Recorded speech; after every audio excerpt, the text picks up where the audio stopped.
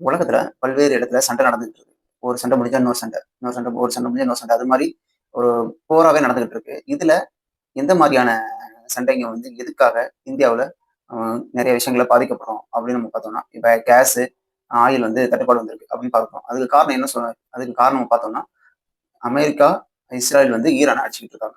அவங்க மேல போர் தொடுத்துட்டு இருக்காங்க. அதுல முக்கியமான காரணம் என்னன்னா, ஈரான் வழியா தான் உங்களுக்கு கேஸோ, எந்த சரக்கு கப்பலா இருந்தாலும் அவங்க வழியா தான் வர மாரி இருக்கும். இப்ப சப்போஸ் அவங்க வந்து அந்த இடத்துல பொது பதட்டம் காரணமாக நெறைய விஷயங்கள அவங்க ரெஸ்ட்ரிக்ட் பண்ணாங்கன்னா, அப்போ அந்த கப்பல் வர்றது தாமதமாகும்.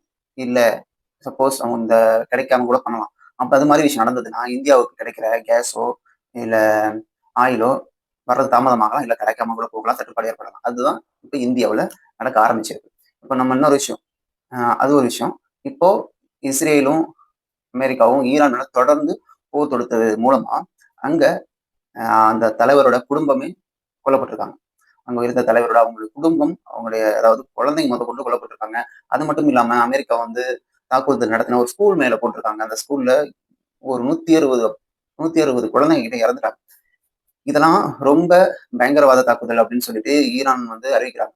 ஆனா அமெரிக்காவும், இஸ்ரேலும் அவங்க தொடர்ந்து இது மாரி விஷயங்கள பண்ணிக்கிட்டே இருக்காங்க. இந்த போர் வந்து பிப்ரவரி 28ல தொடங்குனது. இப்போ 200 குழந்தைங்க, 160 வீரர்கள் உட்பட 1262 பேர் இதுவரையும் ஈரான்ல கொல்லப்பட்டிருக்காங்க. அமெரிக்காவும், இஸ்ரேலும் 2 நாடுகளும் ஒரு நாடு மீது போர் தொடுக்கிறது காரணமாக.